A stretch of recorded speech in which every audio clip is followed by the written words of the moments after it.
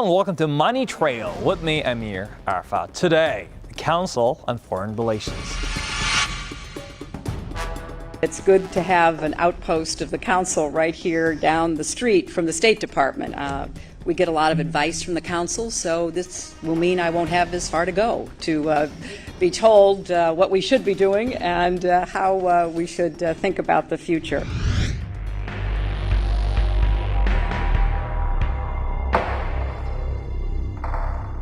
The Council on Foreign Relations was formed in 1921. Some believe this is the most powerful private institution in the United States, if not the world. To become a lifetime member of the Council, you must be a U.S. citizen or resident, nominated in writing by another full member, and sponsored by 3 more. Despite these high standards, many people manage to join the CFR as lifetime members. I was surprised by how many of these individuals are celebrities, public faces in the news, movies, and business world. But you'll have to do a bit of research to find the members list, and odds are you'll never know what they talk about. A notorious secrecy clause prevents these world leaders from discussing their meetings. This secrecy is disturbing because the membership roster is so comprehensive. It reads like a who's who of the American elite. Consider that John McCain, Hillary Clinton, and Barack Obama are all members of the CFR. The CFR includes heads of state, captains of industry, the mainstream media. Their stated goal is to represent the U.S. best interest abroad, increase America's understanding of the world, and contribute to U.S. foreign policy. But what does all that really mean, and how do they plan to do it? In an article called School for Statesmen, which appeared in the July 1958 issue of Harper's, CFR member columnist Joseph Kraft proclaimed, "The CFR has been the seat of some basic government decisions, has set the context for many more, and has repeatedly served as a recruiting ground for ranking officials."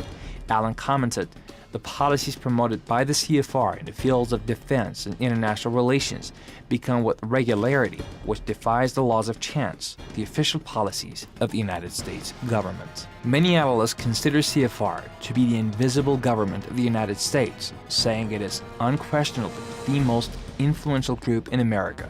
The CFR advocates the creation of a world government, and anyone who cares to examine back issues of foreign affairs will have no difficulty finding hundreds of articles that push this concept of globalism. The power of the Council is somewhat indicated by the fact that no committee of Congress has ever been powerful enough to investigate it, or the foundations with which it has interlocking connections and from which it receives support. The Council on Foreign Relations came out of a group called the Inquiry, which was assembled by leading policymakers and business people during the concluding months of World War I. President Woodrow Wilson, who was in power at the time, was very concerned about the future of United States-European relations in the aftermath of the war. Now, this was a period in which the United States was emerging as the dominant imperialist power in the world. At the turn of the 19th and 20th century, with the advent of the Spanish-American War, it pretty much sealed U.S. hegemony in the Western Hemisphere. With the advent of World War I, the U.S. was able to make a major push within Europe and consequently within the colonies of Europe and Africa, Asia, as well as Latin America.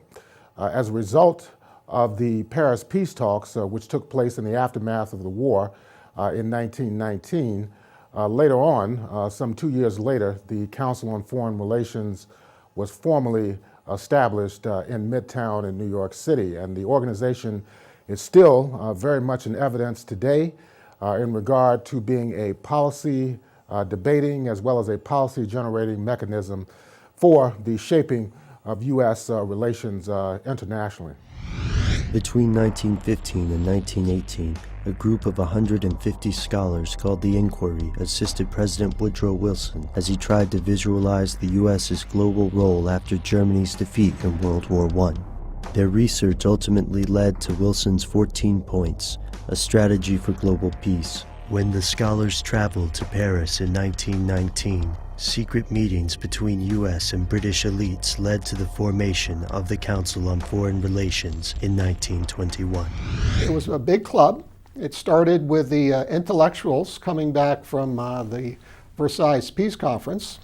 and wanting to get kind of like an ongoing, they wanted to keep this interaction going, which they all enjoy doing, particularly networking with the English. And then, but they didn't have any money, as intellectuals usually don't. So they invited the business community in, because the business community was very interested in being able to predict what was going to be going on internationally and having some influence in terms of business. And they knew they had the pockets to basically pay for everything. So there was born the situation of having the intellectuals and the business folks form together. And that's pretty much what they did. It lasted about a year before they kind of quit because nobody could agree on everything. And they went through ups and downs. But up until World War II, it was a very open situation. They had Democrats, Republicans, isolationists, non-isolationists. They had a lot of infighting over different sides didn't like each other. But their main focus was they realized that Americans were very naive when it came to world affairs. And if they were going to be making decisions about what they should support the country doing, everybody needed to raise the educational bar. From that point on, the CFR gained more and more power over the US government. Many people, not just conspiracy theorists, believe this organization completely controls US foreign policy, yet it is not a part of the government, and the general public has no control over CFR members. Even presidents may be at the CFR's beck and call. So what do these world leaders plan in secret? Many researchers think the CFR is part of a plan to create a one-world government, placing the entire planet under the control of an elite group of bankers, businessmen, and aristocrats. You may recognize the names of these leaders: the Morgans, the Rockefellers, the Rothschilds, and the Warburgs, among others. Since its inception nearly a century ago, Council on Foreign Relations has been by far the most influential U.S. think tank when it comes to foreign policy. But who's calling the shots if the Council on Foreign Relations, according to its own website, is a non-partisan effort? Neither Republican nor Democrat. So who's actually calling the shots when it comes to foreign policy? For that, you need to follow the money. And to follow the money, we need to go to the website of Council on Foreign Relations to check out the actual founders of the Council. You go to the corporate members and the founding corporate members of the Council on Foreign Relations. You see Bank of America, top in the list, followed by Chevron Corporation, ExxonMobil, Goldman Sachs, Hess Corporation, JP Morgan, McKinsey & Company, the NASDAQ OMX Group. And we have the logos right here. And that's not all. It's followed by the President's Circle, Alcoa Incorporated, American Express, Barclays, BlackRock, Bloomberg, BP, and you move all the way down to Coca-Cola, Dell Incorporated, CA Technologies, Bridgewater. The list goes on and on and on. Lockheed Martin Corporation, the Lazard family. We still have more. Let's check out huge list of corporations on the board. As they say, he who pays the fiddler calls the tune.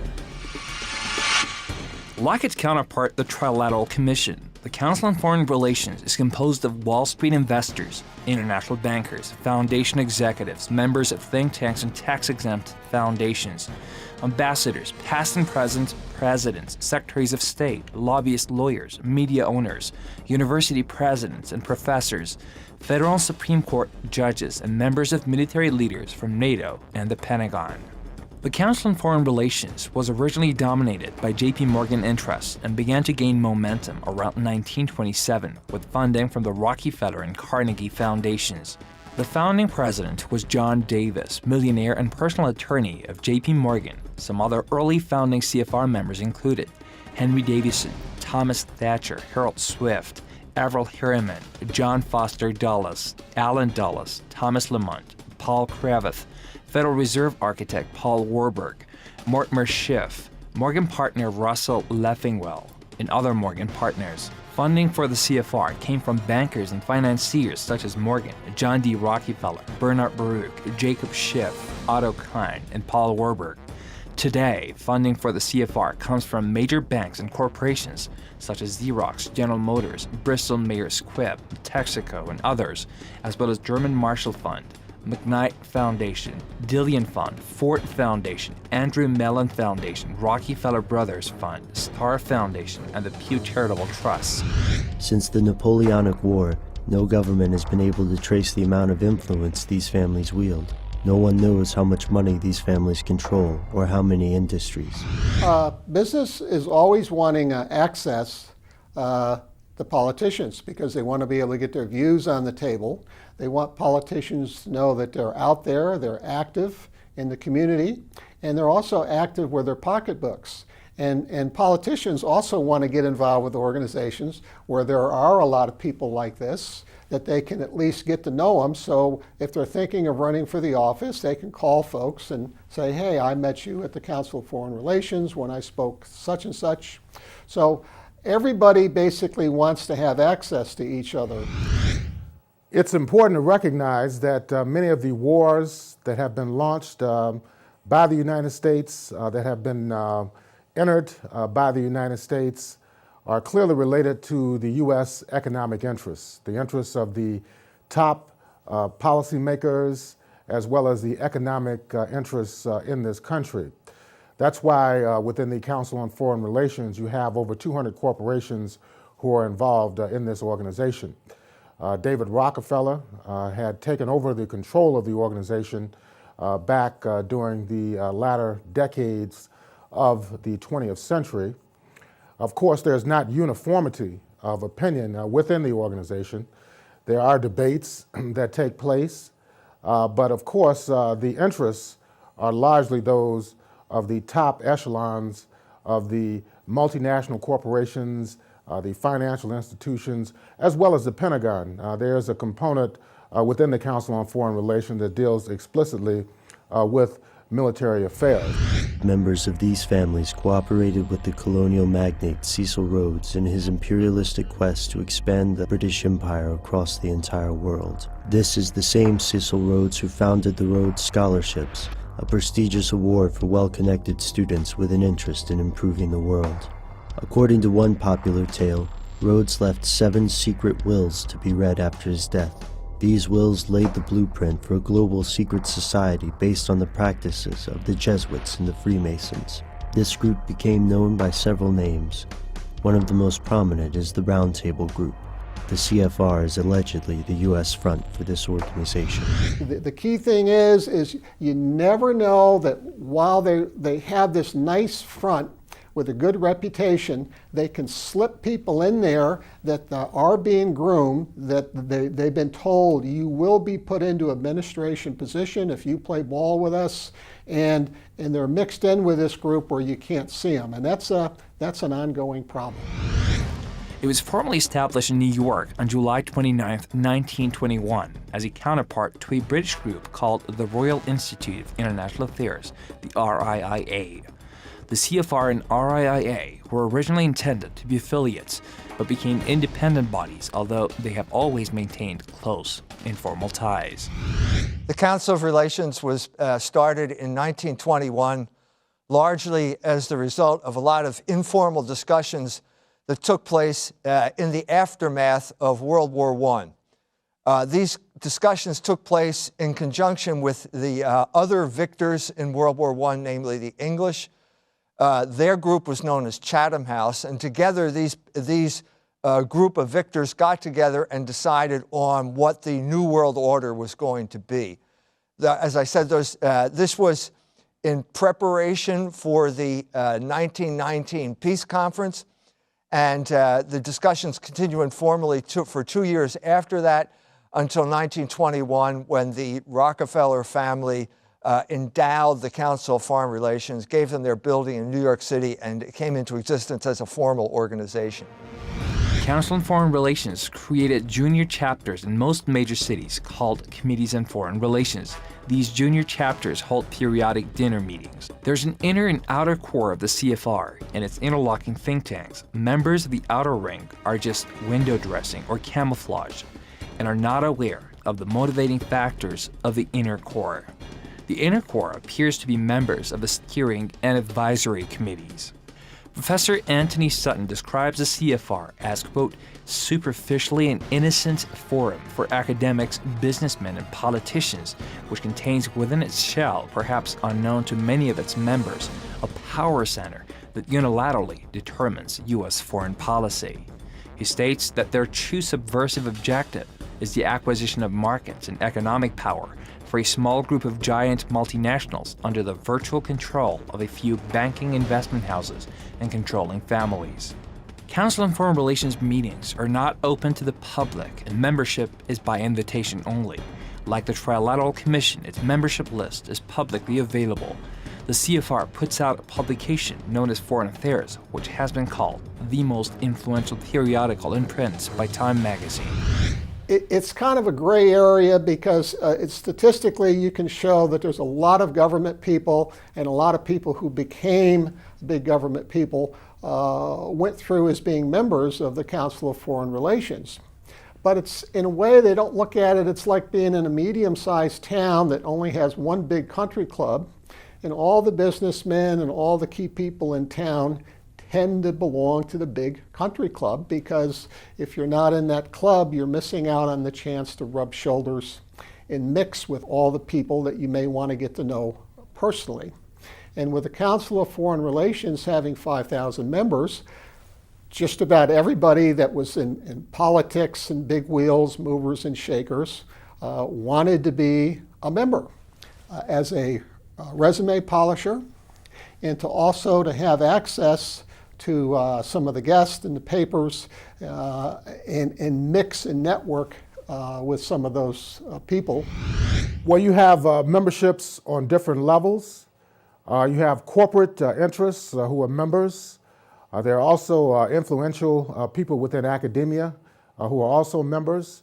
There are bankers as well as high-level military officials. So you can see they encompass a broad range of various sectors of U.S. society.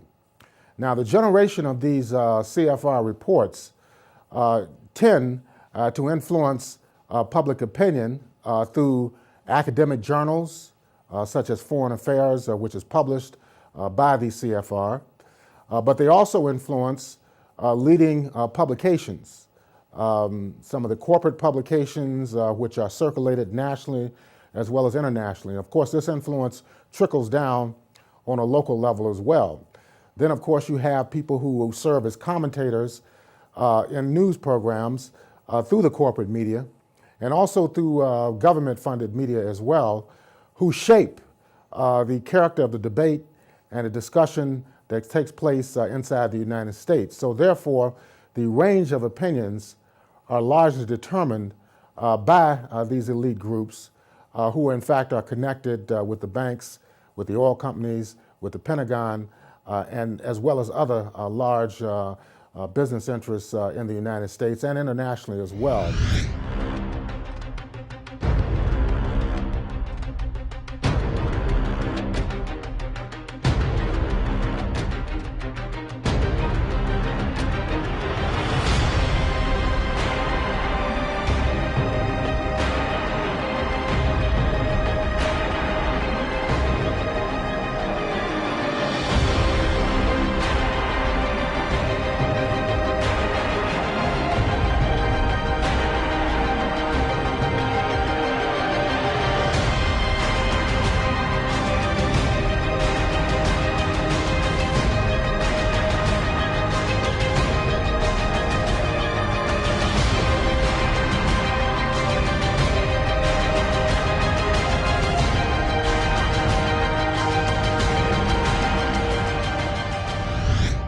Regarding the media blackout, during its first 50 years of existence, the CFR was almost never mentioned by any of the moguls of the mass media. And when one realizes that the membership of the CFR includes top executives from the New York Times, the Washington Post, the Los Angeles Times, the Night newspaper chain, NBC, CBS, Time, Life, Fortune, Businessweek, U.S. News and World Report, and many others, one can be sure that such anonymity is not accidental.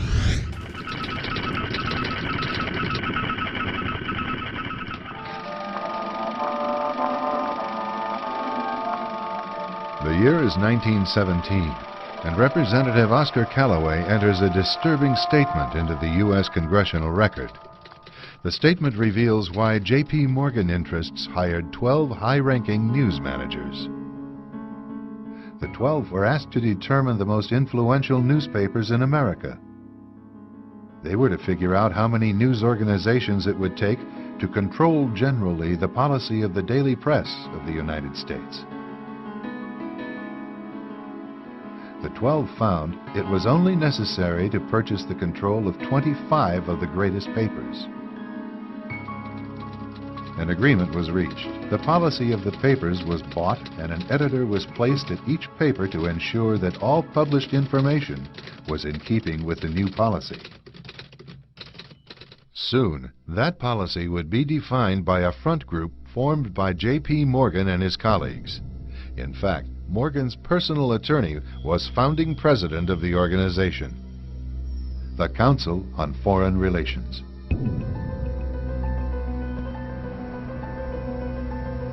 Today, the CFR maintains that its goal is to increase America's understanding of the world. However, the actual objective of this highly exclusive club is revealed by the rare admissions of the insiders themselves. In the early 60s, a Georgetown University professor collects information for a book favorable to the network of powerful men who founded the CFR. For 2 years, Professor Carroll Quigley is allowed to examine the confidential papers and secret records of this network. Quigley reveals that these men aim to create a world system of financial control in private hands, able to dominate the political system of each country and the economy of the world as a whole. In short, they seek total and quiet control of the entire world. And the CFR is their most visible conduit for carrying out that agenda. CFR members include America's wealthiest tycoons, as well as the highly placed elite in government, academic institutions, tax-exempt foundations, and the establishment media. Ruling Class Journalists, written by Richard Harwood, describes the CFR membership as the ruling establishment in the United States. The Washington Post article boasted that news reporters who are CFR members do not merely analyze and interpret foreign policy for the United States, they help make it. Who are these policymakers? Many of their faces are familiar. NBC's Tom Brokaw, CBS's Dan Rather, ABC's Barbara Walters, Jim Lehrer of PBS, William F. Buckley of National Review, media mogul Rupert Murdoch, owner of the giant multifaceted News Corporation. These media heavyweights, and many others like them, are members of the CFR. Powerful corporations are also invited to become members. At the close of the 20th century, CFR influence presided over far-reaching consolidations of media control. In 1995, CFR members Michael Eisner of Disney and ABC's Thomas Murphy merged their media empires. Soon after the merger, the Disney-ABC empire becomes a CFR corporate member. In the year 2000, the world's largest internet service provider, America Online, joins forces with Time Warner, one of the world's largest news organizations. The CEOs favoring the move are CNN's Thomas Johnson and Time Warner's Gerald Levin, both CFR members. Once again, another media giant is created under the shadow of CFR influence. Today, an elite handful of individuals define the agendas that are supported by the empire of establishment news. Very few people are aware of the existence of CFR or its purpose. This appears to be the case with their interlocking think tanks, such as the Bilderbergers and the Trilateral Commission. Today, probably not one American in 500 can identify the CFR, despite the fact that it is arguably the most powerful political entity in the U.S. Well, thank you for watching. Always follow the money trail with me, Amir Arfa.